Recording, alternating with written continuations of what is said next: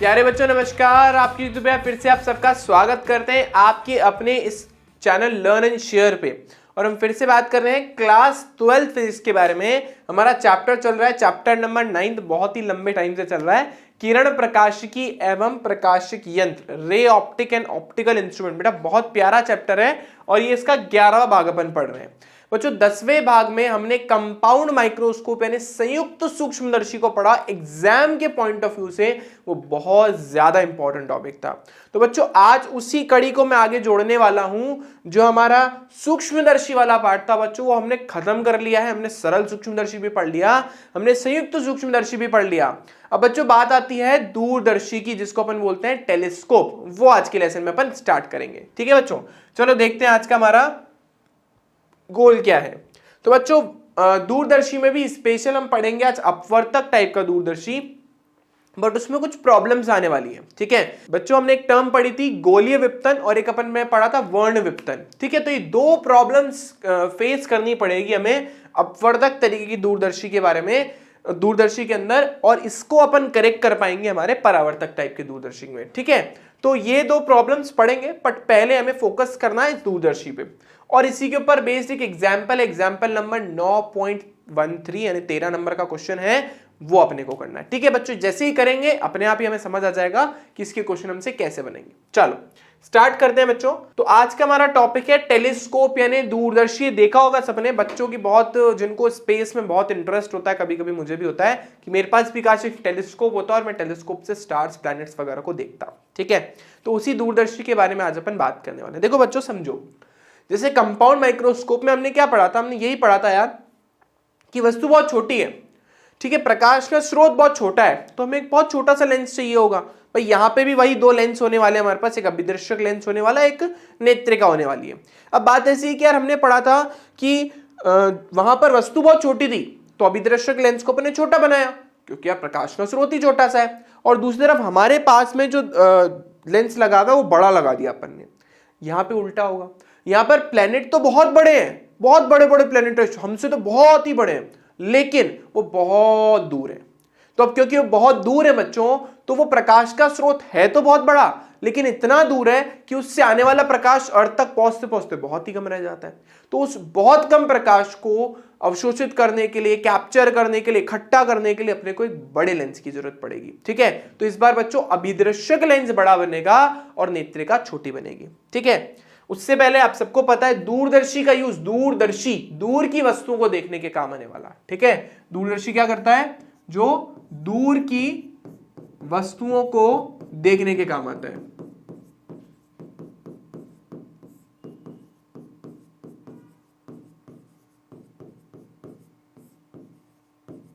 ठीक है, देखने के काम आता है। तो दूरदर्शी जो है हमारे पास दो तरीके के हैं बच्चों। इसमें पहला दूरदर्शी जो हमारे पास वो है अपवर्तक प्रकाश का दूरदर्शी। अपवर्तक दूरदर्शी जिसको अपन बोलते हैं बच्चों, इसको इंग्लिश में बोलते हैं रिफ्रैक्टिंग टेलीस्कोप, रिफ्रैक्टिंग टाइप का टेलीस्कोप, क्योंकि इसमें रिफ्रैक्शन का यूज अपन करने वाले हैं, अपवर्तन का। तो रिफ्रैक्टिंग टाइप टेलीस्कोप।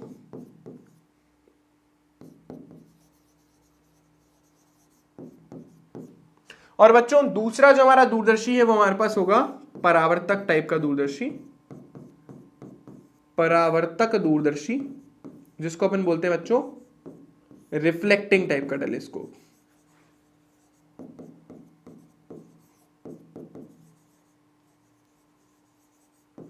ठीक है, तो आज का हमारा जो मेजर टॉपिक है बच्चों, मेन जो हमें फोकस करना है वो अपवर्तक टाइप के दूरदर्शी में करना है। ठीक है, चलो स्टार्ट करते हैं अपवर्तक दूरदर्शी के साथ। अपवर्तक दूरदर्शी हेडिंग डालेंगे सब बच्चे, साथ के साथ आप लोग भी नोट्स बनाते जाओ, बढ़िया रहेगा आप लोगों के लिए। अब देखिएगा बच्चों, ध्यान से सुनना। जैसे मैंने आपको बताया कि वस्तु तो बहुत बड़ी है लेकिन है बहुत दूर बेचारी, तो हमारे तक आते आते वो प्रकाश बहुत कम हो जाता है। तो उस प्रकाश को कैप्चर करने के लिए, इकट्ठा करने के लिए हमें बड़े लेंस की जरूरत पड़ेगी। ठीक है, तो यहां पर भी वही दो लेंस है हमारे पास। पहला लेंस जो कि वस्तु की तरफ होगा, जिसको अपन अभिदर्शक लेंस बोलते हैं बच्चों, अभिदर्शक लेंस, इंग्लिश में इसको बोलते हैं ऑब्जेक्टिव लेंस।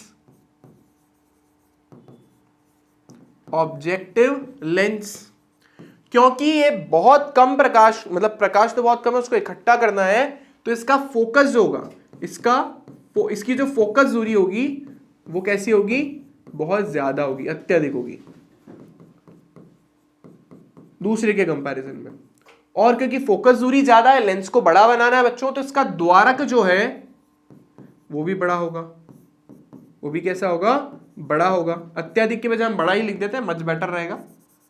अत्यधिक तो मतलब बहुत ही बड़ा हो गया, तो एक कंपैरिजन के लिए हम इसको बड़ा लिख देते हैं। और दूसरी तरफ बच्चों हमारे पास एक दूसरा जो लेंस था जिसको अपन नेत्रिका बोलते हैं, तो बच्चों नेत्रिका जिसको अपन आई लेंस बोलते हैं, तो क्योंकि वो ऑब्वियसली एक लेंस बड़ा बना तो एक को छोटा बनाएंगे अपन, तो ये कैसा होगा बच्चों, ये हमारे पास कम फोकस दूरी का होगा, तो इसकी फोकस दूरी कैसी होगी, कम होगी।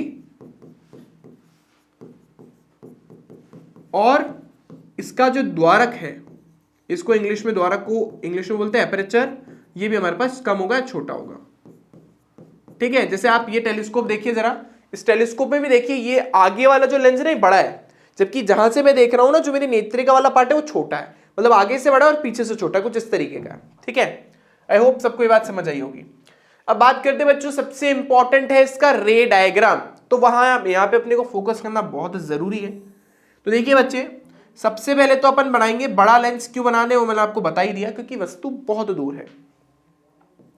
तो क्योंकि वस्तु बच्चों अनंत पर है, तो उससे आने वाला जो प्रकाश होगा बच्चों वो एक दूसरे के कैसा होगा, समांतर होगा। तो हम मान के चलेंगे कि हमारे पास जो प्रकाश आ रहा है वो अनंत से आ रहा है, और प्रकाश किरणें एक दूसरे के बच्चों कैसे, समांतर। ये पहली प्रकाश किरण, ये दूसरी प्रकाश किरण। ठीक है, तो ये पहली प्रकाश किरण है, ये दूसरी प्रकाश किरण।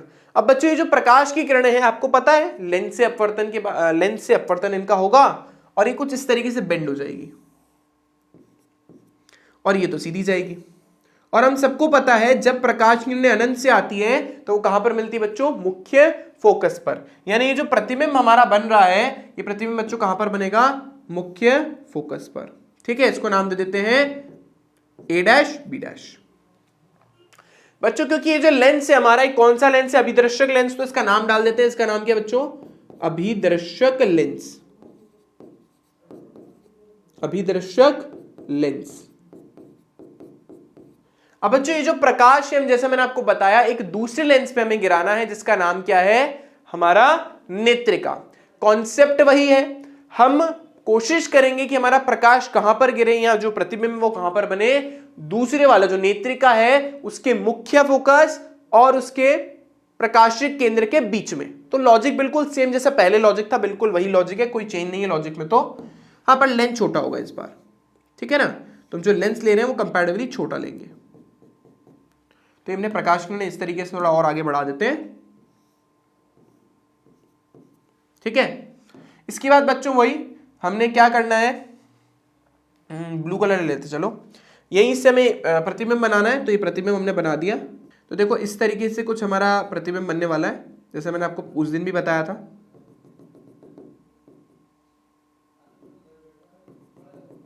ठीक है ना, यहां कहीं इसका प्रतिबिंब बन जाएगा, कहीं भी बन सकता है प्रतिबिंब। तो ठीक है, आपका जहां पे बन रहा हो बना देना, ऐसा जरूरी नहीं आप यहीं पर बनाएं। हो सकता है आपका प्रतिबिंब बाहर चला जाए, जैसा मैंने पहले भी बनाया था, तो बाहर भी चलेगा, इससे कोई फर्क नहीं पड़ता। ठीक है, तो बच्चों ये हमारा बन गया अंतिम प्रतिबिंब A डैश B डैश। ठीक है, आई होप यहां तक सबको क्लियर हुआ होगा। और इस लेंस का नाम क्या है, नेत्रिका। इस लेंस का नाम क्या है बच्चों, नेत्रिका। ठीक है, इसका ये हमारा प्रकाशिक केंद्र, इसका नाम बच्चों क्या देंगे, OO। क्यों, क्योंकि ऑब्जेक्टिव लेंस है। इसके प्रकाशिक केंद्र का नाम क्या देंगे बच्चों, OE, क्योंकि आई लेंस है। ठीक है बच्चों, ये जो है जैसे मैंने आपको बताया, ये प्रथम, क्योंकि वस्तु तो अनंत पर रखी है, तो ये जो प्रथम लेंस है ये कहां पर बनाएगा प्रतिबिंब, अपने मुख्य फोकस पर। तो बच्चों हम ऐसा बोल सकते हैं, ये जो हमारा पॉइंट है ये पहले वाले का मुख्य फोकस भी है, यानी ऑब्जेक्टिव लेंस का मुख्य फोकस भी है। तो यहां से यहां तक की बच्चों दूरी कितनी होगी हमारे पास, FO। ठीक है, और जैसा मैंने आपको बोला, जो दूसरा वाला जो लेंस है उसके लिए प्रतिबिंब कहां पर बन रहा है, उसके मुख्य फोकस और प्रकाशिक केंद्र के बीच में। तो हम मान लेते हैं कि दूसरा वाला जो लेंस है इसका मुख्य फोकस यहां पर है और ये प्रकाशिक केंद्र। ठीक है, तो बच्चों ये जो है ये वस्तु की दूरी हो गई कहां से, इस लेंस से, तो इसका नाम क्या पड़ गया बच्चों, UE। ठीक है ना। हमारी जो है ये क्या हो गया हमारे पास, वस्तु की दूरी। तो आई होप ये बात सबको क्लियर हो गई होगी। अब बच्चों क्योंकि हमने निकालना है इसका आवर्धन, वो भी कौन सा आवर्धन, कोणीय आवर्धन, तो आपको अगर याद हो तो हमने tan अल्फा tan बीटा का कॉन्सेप्ट बनाया था कि वस्तु द्वारा बनाया गया, आंखों पर बनाया गया कोण, और एक हम किसके लिए लेते हैं, प्रतिबिंब द्वारा आंखों पर बनाया गया कोण। तो बच्चों वस्तु ने कितना प्रतिबिंब बनाया, हमारा कितना कोण बनाया, उसको अपन बोल देते हैं अल्फा। तो ये अल्फा यहां पर भी आएगा, ये वस्तु यहां पे रखी हुई, दूर रखी हुई, इनफाइनाइट पे रखी हुई, तो उसने अल्फा कोण बनाया हमारे आंखों पर। और प्रतिबिंब ने कितना कोण बनाया बच्चों आंखों पर, ये हमारा बीटा। ठीक है, तो बच्चों हमें निकालना है यहाँ पे इसका कोणीय आवर्धन। अल्फा कोण ये रहा बच्चों, बीटा कोण ये रहा। ठीक है, ध्यान देंगे। अब हमें निकालना है इसका कोणीय आवर्धन। बच्चों कोणीय आवर्धन कैसे निकालते हैं, वही सेम कॉन्सेप्ट जो उस दिन पढ़ा था अपन ने, tan beta upon tan alpha, वहां पे भी ये लिखा था। वैसे तो बीटा अपॉन अल्फा था, लेकिन जैसे मैंने आपको बोला था कोण बहुत छोटे होते हैं, इसलिए अल्फा अपॉन बीटा का मान कितना हो जाता है, tan alpha upon tan beta. चलो पूरा ही लिख देते हैं, इसको वापस करके लिख देते हैं, कोई इशू वाली बात नहीं है। इसको हम लिख देते हैं बीटा अपॉन अल्फा, क्योंकि बहुत छोटे हैं तो इनका लगभग मान कितना हो गया, tan beta upon tan alpha. बच्चों ये लगभग का साइन बनाया बीच में मैंने, ये जो साइन है ये लगभग का साइन ना, अप्रोक्सीमेशन का साइन, इस तरीके से बनता है फिजिक्स में। चलो अब निकाल दे बच्चों tan बीटा और tan अल्फा। चलो पीछे आते हैं वापस। ओके, यहां पे देखते हैं tan अल्फा। बच्चों tan अल्फा के लिए बच्चों जो त्रिभुज मैं लेने वाला हूं यहां पर, वो कौन सा त्रिभुज होगा, a dash b dash o e। तो लिख देता हूं मैं त्रिभुज a dash b dash o e में। तो बच्चों इस त्रिभुज के अंदर, चलो tan बीटा था, चलो इसमें मैंने tan बीटा लिखना था, कोई नहीं, इसको tan बीटा लिख देते हैं, कोई परेशानी वाली बात नहीं, बीटा लिख देते हैं।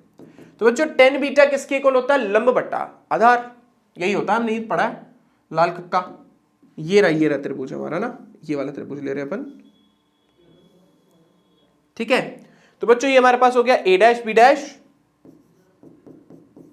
Upon a dash o e।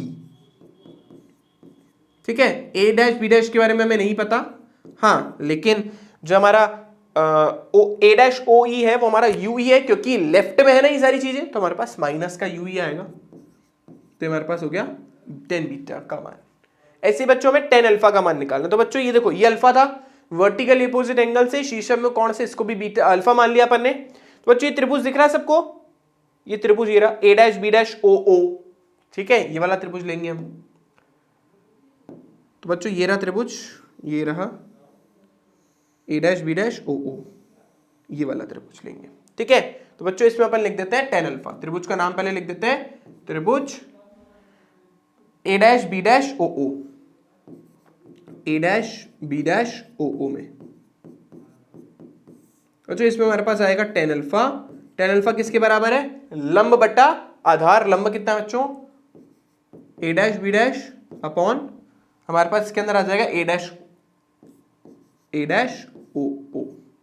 ठीक है, अब देखो बच्चों a डैश b डैश को तो हम कुछ नहीं कर सकते, लेकिन हमें पता है a dash o e o o क्या है, f o, क्योंकि राइट हैंड साइड पे ना भाई, इस लेंस के रेस्पेक्ट में देखो तो राइट में है, और राइट की सारी चीजें कैसी होती है, धनात्मक होती है।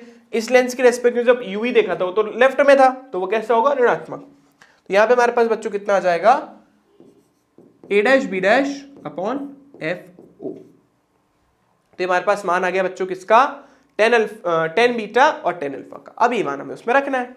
ठीक है, तो देखो tan बीटा का हमारे पास मान कितना आया, a dash b dash upon u e और विद नेगेटिव साइन, और ये हमारे पास आया a dash b dash upon f o।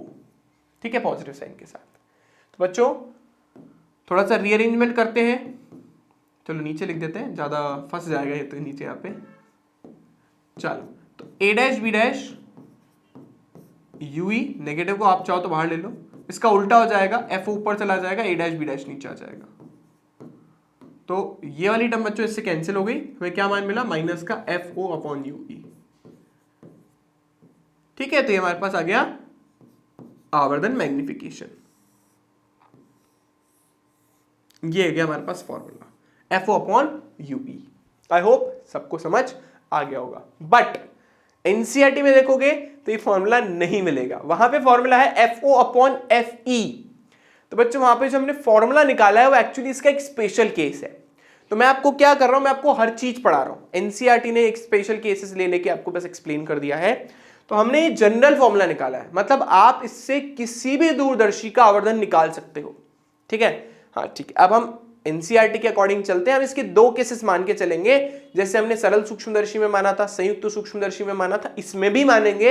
एक बार जब हमारा अंतिम प्रतिबिंब कहां पर बने, न्यूनतम दूरी पर, मतलब 25 सेंटीमीटर पर, और एक अंतिम प्रतिबिंब कहां पर बने, अनंत पर। जब अंतिम प्रतिबिंब न्यूनतम दूरी पर बनेगा तो आवर्धन सबसे ज्यादा होगा, और जब अंतिम प्रतिबिंब हमारे पास अनंत पर बनेगा तो उसका आवर्धन न्यूनतम होगा। तो वही दो केसेस हम लेके चलेंगे बच्चों। ठीक है, इसमें केस नंबर 1 हम लिख देते हैं। केस नंबर 1 क्या है, यदि अंतिम प्रतिबिंब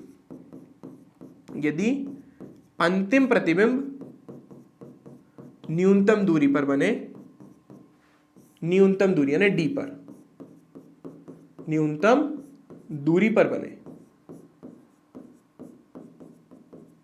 ठीक है, अब बच्चों समझना हमें चाहिए क्या, हमें चाहिए FO/UE, बस ये दिमाग में डालना है कि अपने को ही चाहिए।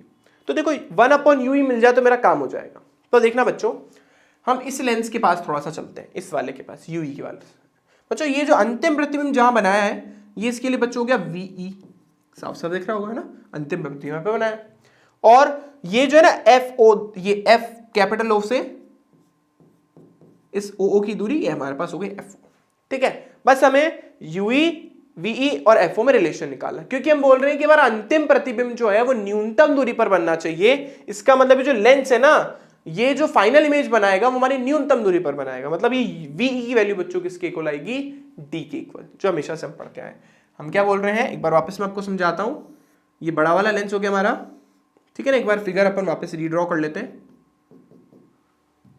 ये लाइट रेज आपकी आई, अच्छे से आपका प्रैक्टिस भी हो जाएगी, और ये हमारे इस तरीके से प्रतिबिंब बन गया। ठीक है, ये प्रतिबिंब बन गया, कहां बना, इसको अपन बोल रहे हैं ऑब्जेक्टिव लेंस। तो मैं वापस सारी चीजें नहीं लिख रहा, ये हमारे पास हो गया बच्चों F और O। ठीक है, अब दूसरा वाला लेंस अपन बना देते हैं, जो कि छोटा है कंपैरेटिवली। तो इसने जो अंतिम प्रतिबिंब बनाया है, देखो इसका अंतिम प्रतिबिंब कहां बन रहा है हमारे पास, हम चाहते हैं कि अंतिम प्रतिबिंब कहां पर बने, न्यूनतम दूरी पर। जैसा मैंने आपको बोला था, देखो डायग्राम बाहर जा सकता है, कोई फर्क नहीं पड़ता इस चीज से। ये A'(B') और ये हमारा A'(B'). तो बच्चों हम चाहेंगे क्या, हमें चाहेंगे कि जो अंतिम प्रतिबिंब है ना, वो मेरी मानव नेत्र यहां पर है, मान लो बिल्कुल इसके पास चिपकी पड़ी है। तो जब हम चाहेंगे कि भाई ये जो दूरी है ना, वो न्यूनतम दूरी यानी D के इक्वल है, यानी बेसिकली जो हमारा VE है वो किसके इक्वल होगा, VE हमारा किसके इक्वल होगा, D के इक्वल। V मतलब इसकी जो प्रतिबिंब की दूरी है। ठीक है ना, क्यों दिया है उसको नाम, क्योंकि हमारा आई लेंस है, हमारा क्या है, आई लेंस है, हिंदी में बोलूं तो नेत्रिका है। ठीक है, तो बच्चों यहाँ पे VE क्या है हमारे पास, VE है हमारे पास -D के बराबर। क्यों, क्योंकि इस लेंस के रेस्पेक्ट में ये कौन सी डायरेक्शन है बच्चों, अगर मैं इस लेंस के सामने खड़ा हूं, इस वाली लेंस के, तो ये वाली यहां पे खड़ा हूं अगर मैं, तो ये वाली दूरी कैसे हो गई, लेफ्ट की तरफ, इसलिए -D। UE हमें नहीं पता, तो UE लेकिन होगा तो नेगेटिव ही, तो -UE होगा। FE तो होता ही पॉजिटिव है, तो इसमें तो दिमाग लगाने का कुछ है ही नहीं। ठीक है, तो बच्चों अपने को बस क्या करना है, हमें 1/UE का मान निकालना है, दिमाग में सिर्फ इतना सा फिट रखना है। ठीक है, तो देखिए हम क्या करेंगे, लेंस सूत्र से 1/F = 1/V - 1/U। हमारा ऑब्जेक्टिव क्या है, हमें 1/UE निकालना है। चलो वैल्यू रख देते हैं। तो यहां पे आ गया बच्चों 1/FE बराबर 1/D आ गया नेगेटिव साइन के साथ, -1/- का UE। ठीक है, अब बच्चों देखो माइनस माइनस हो गया प्लस, 1/FE बराबर -1/D प्लस 1/UE। हमें क्या चाहिए, ध्यान से सुन लेना, फिर कह रहा हूं मेरे को 1/UE से मतलब है और किसी से मतलब नहीं है। अगर साइन को भूल जाना, साइन से कोई ऐसी टेंशन वाली बात नहीं है, तो हमें तो 1/UE चाहिए, जैसे भी मिलना चाहिए बस। ठीक है, तो देखो ये यहां गया तो हमें देखो क्या मिला, 1/UE किसके इक्वल आया बच्चों, 1/UE हमारे पास आ गया 1/FE + D के इक्वल, 1/D के इक्वल। ठीक है, आई होप सबको क्लियर हुआ होगा ये कैसे आया हमारे पास। अब बच्चों ये हमारे पास 1/UE तो आ गया, ठीक है। बस आपको फॉर्मूला कुछ इस फॉर्म में नहीं दिखेगा, क्योंकि अभी तक अपन क्या पढ़ते आ रहे हैं, 1 + d/fe, 1 + d/fe, तो उसी फॉर्म में मुझे इसका आंसर चाहिए होगा। तो मैं एक काम कर रहा हूं, राइट हैंड साइड पे देखिएगा, मिल तो गया मुझे 1/UE, 1/fe + 1/d को, लेकिन तो बच्चों यहां तक तो हम पहुंच गए, लेकिन आप जब बुक्स में रिलेशन देखोगे तो ऐसा नहीं दिखता है, थोड़ा अलग दिखता है। तो देखो हम जो रिलेशन चाहते हैं, हम एक काम करने वाले, छोटा सा अपन fe से गुणा भाग करेंगे, राइट हैंड साइड पे सिर्फ गुणा भाग कर लिया अपन ने। तो बच्चों जो गुणा वाली टर्म है उसको तो मैं लेके जाऊंगा अंदर, तो हो गया fe/fe + fe/d, क्योंकि बुक्स में ऐसा होता है। वैसे ऊपर भी लिख के छोड़ोगे तो कोई गलत नहीं है, पर बुक्स में आपको ऐसा दिखेगा, फिर आपको अच्छा नहीं दिखेगा, यार सर मैच नहीं कर रहा, ठीक है। बच्चों ये दोनों कैंसिल होके बन गए 1, तो 1/UE किसकी को लाया बच्चों, 1/fe, 1 + fe/d, ये हमारे पास आ गया 1/UE की वैल्यू। बट मुझे ये थोड़ा चाहिए था, मुझे तो f/UE चाहिए था। मैं क्या करूंगा, FO/UE से, FO/UE चाहिए ना, तो FO से गुणा कर दूंगा। हमें तो आवर्धन चाहिए, आवर्धन किसकी इक्वल है, माइनस का FO/UE। तो मैं काम करता हूं, FO से दोनों तरफ गुणा कर देता हूं नेगेटिव साइन के साथ। तो बच्चों ये आ गया हमारे पास आवर्धन का सूत्र। ये सबसे ज्यादा आवर्धन है, इससे ज्यादा आवर्धन हम टेलीस्कोप से नहीं निकाल सकते, ये सूत्र आ गया, ठीक है। FO/ ये बच्चों FE है नीचे, FO/FE, E लिखा है बच्चों, ध्यान रखना, FO/FE 1 + fe/d, ये है इसका अधिकतम आवर्धन। ये क्या है इसका अधिकतम आवर्धन, ठीक है ना, मैक्सिमम इसका मैग्निफिकेशन। अब बच्चों एक दूसरा केस भी होता है जहां हम चाहते हैं कि अंतिम प्रतिबिंब कहां पर बने, अनंत पर। अंतिम प्रतिबिंब कहां पर बन जाए, अनंत पर। यही केस एनसीईआरटी में दिया हुआ है स्पेशली। तो जो बच्चे सिर्फ एनसीईआरटी के अकॉर्डिंग पढ़ना चाहते हैं वो केस नंबर 2 पढ़े सिर्फ, और कुछ भी नहीं, ठीक है। केस नंबर 1 ये होगा जब अंतिम प्रतिबिंब कहां पर बन रहा है, न्यूनतम दूरी पर। अब हम बोल रहे हैं अंतिम प्रतिबिंब कहां पर बनेगा, अनंत पर। तो केस नंबर 2 डालेंगे जब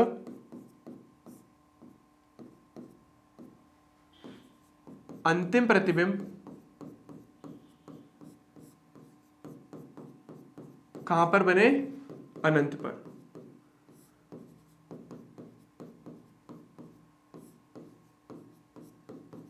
ठीक है, तो अगर डायग्राम से आपको मैं शो करने की कोशिश करूं, लॉजिक समझना बहुत जरूरी है, बाकी सब तो बेटा बस बातें हैं कि हमारा निकल जाएगा, डेरिवेशन में तो क्या आराम से निकल आएगा, कुछ है थोड़ा, बस लॉजिक समझना जरूरी है। तो देखो सबसे पहले तो वही लाइट रे अनंत से आ रही थी, एक दूसरे के समांतर थी, इसको तो सीधा ही डाल देते, इसका तो कोई टेंशन ही नहीं होता हमें, इसको इस तरीके से करवा देते हैं, ठीक है।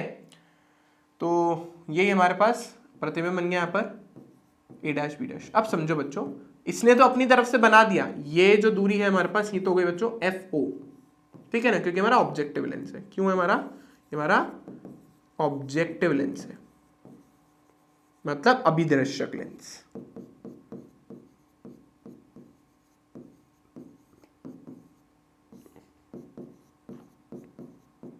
ठीक है, अब क्योंकि हम चाहते हैं कि दूसरा वाला लेंस जो है वो अंतिम प्रतिबिंब कहां पर बना, अनंत पर। कब बनाएगा, जब उसके लिए वस्तु कहां पर रखियो, उसके मुख्य फोकस पर। यानी इस बार a', FO भी यहीं पर है और FE भी यहीं पर ही है। इसका मतलब दूसरे वाले लेंस के लिए, जो दूसरा वाला लेंस है सेम आकार का नहीं है, थोड़ा छोटा है ना, ध्यान रखना, ठीक है ना, छोटा ही कंपैरेटिवली, ऐसे नहीं आप सेम समझ लें। तो ये जो है अंतिम प्रतिबिंब कहां पर बनाएगा बच्चों, ये अंतिम प्रतिबिंब बनाएगा कहां पर, अनंत पर। ठीक है, कहां पर बनाएगा अंतिम प्रतिबिंब, अनंत पर। ये हमारा आई लेंस है, यानी नेत्रिका। तो बच्चों इस बार ये हमारा यूई है, यूई को अपन किससे रिप्लेस कर सकते हैं, FE से। यूई को किससे रिप्लेस कर सकते हैं बच्चों, FE से, क्योंकि हमारी जो वस्तु है सेकेंड वाले लेंस के लिए कहां रखी होनी चाहिए, मुख्य फोकस पर, जब जाकर वो अनंत पर प्रतिबिंब बना पाएगा। तो बच्चों देखो इस केस में कुछ अलग तो है नहीं, बस आपको पता है इस केस में जब मैं ये सॉल्व करूंगा ये वाला पार्ट, तो आपको पता है यहां पर मेरे को d की जगह क्या रखना है, 1 बट्टा अनंत, ठीक है। बस हमारा जो वीई है उसकी जगह कितना आएगा बच्चों, अनंत आएगा, ठीक है। और आपको पता है यूई किससे रिप्लेस हो गया, एफ ई से। आप जाइए डायरेक्ट ही बोलोगे तो यूई हमारा किससे रिप्लेस हो गया, एफ ई से। यानी इसका जो आवर्धन है सिंपल वो कितना गया हमारे पास, माइनस का F O upon F E. यही आपको एनसीईआरटी में फॉर्मूला मिलेगा। और एक चीज और होती है इसमें, ट्यूब की लेंथ, मतलब इन दोनों के बीच की दूरी, इन दोनों लेंसों के बीच की। देखो दोनों के बीच की दूरी कितनी है, F O plus F E, ठीक है। तो हमारे ट्यूब की लंबाई बच्चों वो कितनी आ जाएगी हमारे पास, ट्यूब की लंबाई हमारे पास आ जाएगी एल बराबर F O plus F E, ठीक है ना। कुछ ऐसा होता ना हमारा, कुछ ऐसा, ठीक है ना। तो ये हमारा बड़ा लेंस है, ये हमारा छोटा लेंस है, ठीक है। और ये जो ट्यूब की कुल लंबाई है, मान लो यहां कहीं प्रतिबिंब बन रहा है, यहां से यहां तक की दूरी हो गई एफ ओ और बची हुई दूरी हो गई एफ ई। आई होप सबको क्लियर हुआ होगा, ठीक है। तो बच्चों ये हमारा कुल मिला के लास्ट केस जो हमने पढ़ा, ये हमारे एनसीईआरटी वालों ने हमें दिया हुआ है, ठीक है। तो जिन बच्चों को सिर्फ एनसीईआरटी से मतलब है तो ये लास्ट वाला केस आप लोगों के लिए सफिशिएंट है, एग्जाम में आपके क्वेश्चंस भी इससे हिल जाएंगे, ठीक है। चलो बच्चों अब देखते हैं इसके ऊपर एक छोटा सा न्यूमेरिकल, फिर देखेंगे कि भैया इसमें प्रॉब्लम क्या क्या गई, क्या ऐसी प्रॉब्लम्स हैं जिसकी वजह से हमें जो है परावर्तक दूरदर्शी के पास जाना पड़ा, ठीक है। चलिए देखते हैं हमारा इसका एक न्यूमेरिकल। ओके बच्चों बहुत आसान प्रश्न है, आप पहले तो इसको पॉज करिए और ट्राई कीजिए खुद से करने का। चलो आई होप सबने ट्राई किया होगा। क्या है, किसी छोटी दूरबीन के अभिदृश्यक की फोकस दूरी 144 सेंटीमीटर, अभिदृश्यक मतलब बच्चों एफ ओ 144 सेंटीमीटर दे रखा है, तथा नेत्रिका की फोकस दूरी, नेत्रिका बच्चों आई लेंस, तो ये हमारे पास हो गया 6 सेंटीमीटर। बोल रहा है दूरबीन की आवर्धन क्षमता कितनी होगी, बहुत आसान, आवर्धन क्षमता भी पढ़ा था, F O upon F E 144 बट्टा 6, तो ये 6 दूनी 12, 2 बचा 24 हो गया, 6 चौक 24, तो बच्चों आवर्धन हमें मिल गया 24। यूनिट यूनिट में लगा देना। इस 24 का मतलब क्या है कि वस्तु का आकार अगर 1 सेंटीमीटर है तो प्रतिबिंब का आकार 24 सेंटीमीटर का होगा, ठीक है ना, मतलब 24 गुना बड़ा प्रतिबिंब बनाएगा।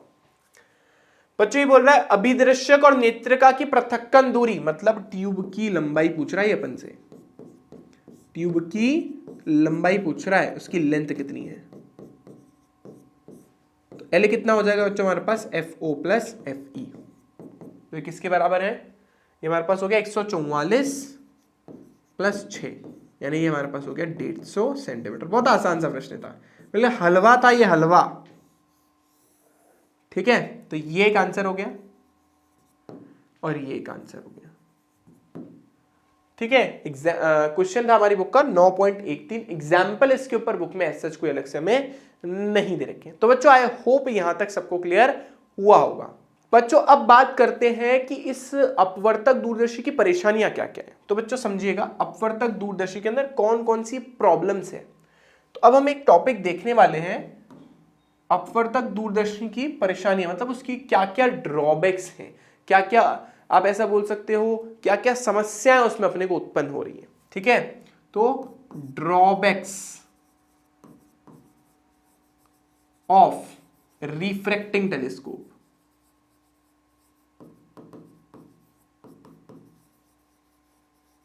इसको हिंदी में बोलेंगे अपवर्तक दूरदर्शी की समस्याएं, क्या क्या प्रॉब्लम्स है।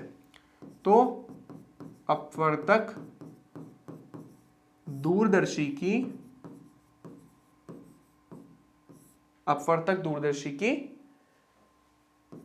हानियां, या ऐसा बोल सकते हो उसकी परेशानियां, कुछ भी बोल दीजिए, प्रॉब्लम्स क्या क्या है वो मेन है। देखिए बच्चों इसमें 2 मेजर प्रॉब्लम्स है। सबसे पहले तो अपने को वही समझना है, एक टर्म होती है बच्चों जिसको बोलते हैं अपन गोलीय विपथन, गोलीय विपथन, इसको इंग्लिश में बोलते हैं बच्चों अपन स्फेरिकल एब्रिएशन, स्फेरिकल BERRATION। बच्चों देखो क्या होता है स्फेरिकल एब्रिएशन यानी हमारा गोलीय विपतन, तो समझना। बच्चों देखो अगर लेंस छोटा है ना तो कोई परेशानी नहीं है, लेकिन अगर आपने बड़ा लेंस यूज किया, जैसे ये एक बहुत बड़ा लेंस है और काफी ज्यादा फोकस दूरी है इसकी, तो अगर हम इसके ऊपर प्रकाश की किरणें डालते हैं, मान लो प्रकाश की किरण अनंत से आ रही है, हमारे जैसे टेलीस्कोप के अंदर अनंत से ही तो आ रही है, तो एक प्रकाश किरण यहां से जाती है और एक प्रकाश किरण यहां से आती है, एक प्रकाश किरण यहां से आती है, मतलब अलग अलग हिस्सों से आ रही है। अब बच्चों देखो क्या है, लेंस बीच में से बहुत ज्यादा मोटा है, कॉर्नर तक जाते जाते उसकी मोटाई क्या होने लग जाती है, कम होने लग जाती है। सो बेसिकली यहां पर सारी की सारी प्रकाश की किरणें जो हैं उनका मुख्य फोकस अलग अलग होगा, क्योंकि लेंस बीच में से बहुत ज्यादा मोटा है और ऊपर से बहुत ज्यादा पतला है बच्चों।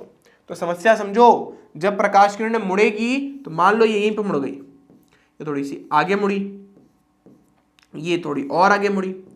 सो बेसिकली मुड़ना सबको एक ही पॉइंट पे चाहिए था, सबको एक ही मुख्य फोकस पे मिलना चाहिए था, लेकिन हो क्या रहा है, सबकी सब एक ही मुख्य फोकस पर नहीं मिल रही है। तो अपन क्या बोलेंगे, हम बोलेंगे लेंस के आकार के कारण, लेंस का आकार कैसा, मध्य से मोटा व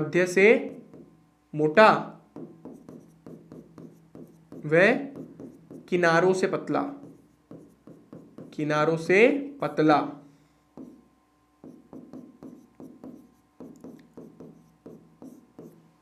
ये जो है लेंस के आकार के कारण प्रकाश की किरणें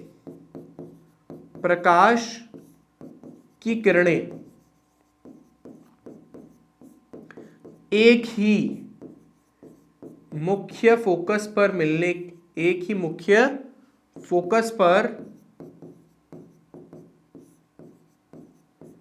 मिलने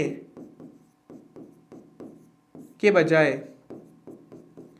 विभिन्न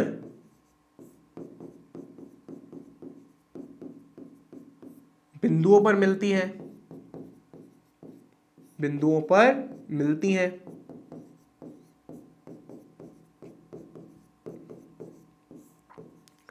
और ऐसा बच्चों रीजन क्या है भाई, कॉर्नर वाला जो है ना बहुत पतला है, तो ज्यादा प्रॉब्लम क्या होती है, कोने वाले पार्ट से होती है। कोने वाले क्या बोलते हैं, गलत जगह मिलते हैं ज्यादातर, बीच वालों में तो इतनी फिर भी नहीं होती, कोनों से ज्यादा होती है।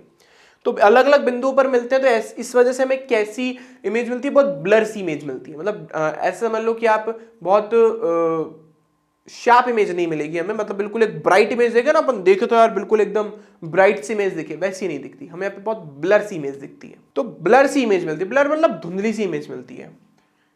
इसके कारण प्राप्त प्रतिबिंब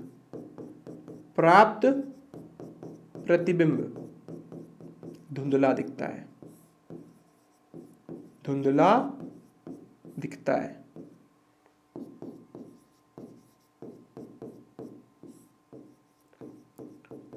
ठीक है बच्चों, ये आई होप सबको समझ आएगी। इसी को अपन बोलते हैं गोलीय विपतन, और ये प्रॉब्लम जनरली हमें लेंसेस में देखने को ज्यादा मिलती है।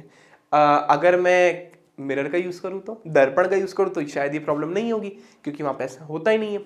तो वहां पर होता, तो वहां पर भी प्रॉब्लम तो वहां पे भी क्रिएट होगी, लेकिन वहां पर इस गोलीय विपतन को दूर करने के लिए हम पैराबोलिक टाइप का कॉनकेव मिरर यूज करते हैं, यानी परवलय आकार का अवतल दर्पण उपयोग करते हैं। ठीक है, जो अपन पढ़ने वाले हैं परावर्तक दूरदर्शी में, जो आज का हमारा टॉपिक नहीं है ना।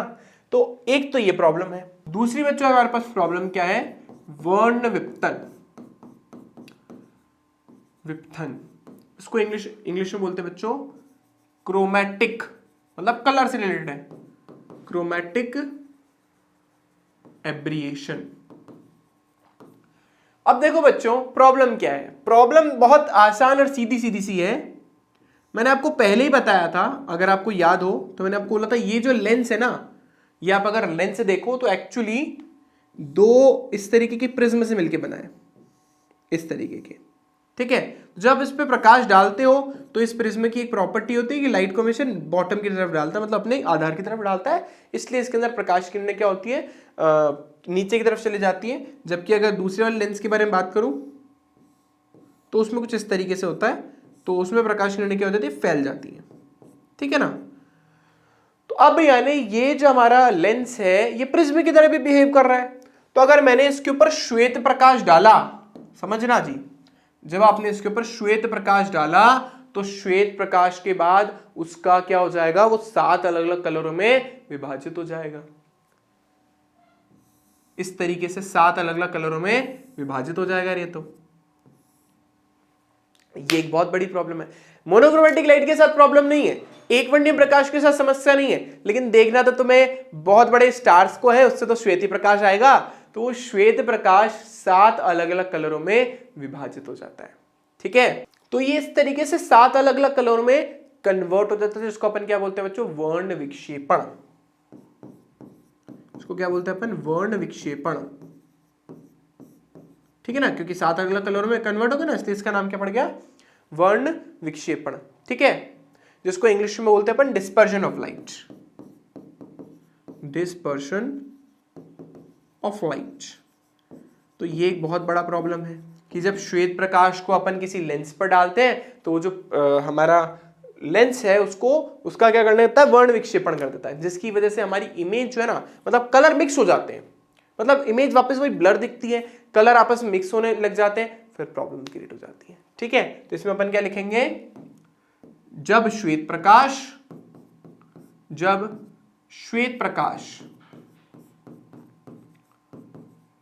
लेंस पर आपतित होता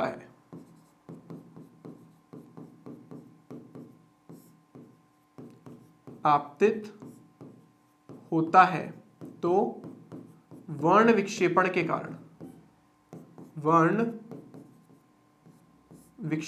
कारण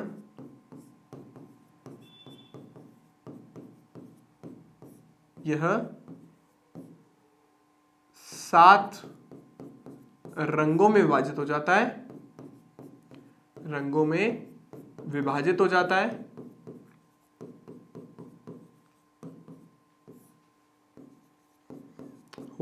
है, फलस्वरूप हमें एक धुंधली इमेज प्राप्त होती है। धुंधली तो नहीं बोल सकते हम, ऐसा बोल सकते हैं कलर मिक्स होना स्टार्ट हो जाते हैं। ठीक है। फलस्वरूप हमें धुंधली लिख देते हैं,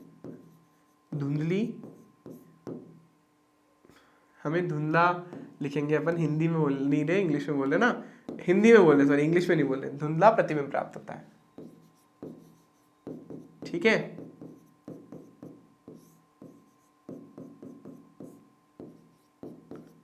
भाई अगर आप दर्पण का यूज कर रहे हो तो ये प्रॉब्लम तो वैसे ही नहीं आएगी, क्योंकि दर्पण कभी भी वर्ण विक्षेपण करता ही नहीं है, डिस्पर्शन ऑफ लाइट तो होता ही नहीं है। तो ये प्रॉब्लम यहाँ पर, ये 2 मेजर बड़ी प्रॉब्लम्स है जिसकी वजह से हम अपवर्तक टाइप का जो दूरदर्शी वो यूज नहीं करते। इसके अलावा भी कुछ और प्रॉब्लम्स है इसकी।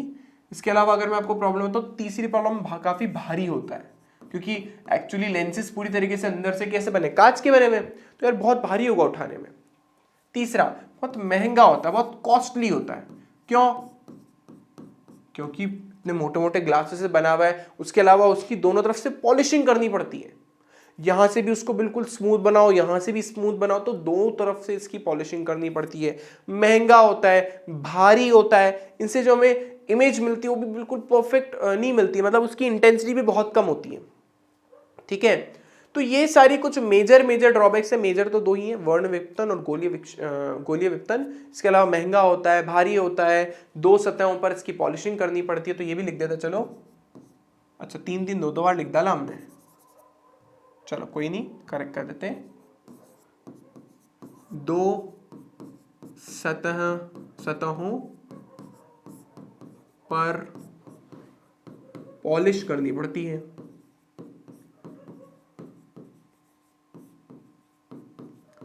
ठीक है ना, दर्पण है तो एक तरफ से काम चल जाएगा। तो ये सारे कुछ रीजंस है जिसकी वजह से हम अपवर्तक दूरदर्शी का उपयोग नहीं करते। ठीक है, तो बच्चों ये सारे जो रीजन है इसी को ओवरकम करने के लिए, दूर करने के लिए अपन परावर्तक दूरदर्शी बनाएंगे, लेकिन वो नेक्स्ट क्लास में। इस क्लास के लिए बच्चों इतना ही, मिलेंगे आप लोगों से नेक्स्ट क्लास में। वीडियो अच्छा लगता है तो लाइक करना, शेयर करना, चैनल सब्सक्राइब करना। इसके अलावा हमारा 12th का पेड कोर्स चल रहा है, अगर आप परचेस करना चाहते तो करिएगा। बहुत सारी अच्छी अच्छी चीजें हैं, हैंड रिटन नोट्स मिल रहे हैं, एग्जाम्पल या जो पीछे के क्वेश्चंस है वो सॉल्व प्रॉब्लम आपको उसका पीडीएफ अलग मिलेगा। डाउट क्लासिंग हम वापस स्टार्ट करेंगे। इसके अलावा एनडीए के, जेई के, नीट के एक्स्ट्रा क्वेश्चंस आप लोगों को वहां करवा देंगे। मतलब बहुत सारी चीजें, व्हाट्सएप ग्रुप में आपको जोड़ा जाएगा। तो ये सारी जो आपको बेनिफिट्स मिलने वाले हैं वो लेने के लिए आपको नॉमिनल से चार्जेस पे करने पड़ेंगे और आप कोर्स परचेस कर सकते हैं। ठीक है, चलिए thank you for watching this video, मिलते हैं नेक्स्ट क्लास में, बाय बाय।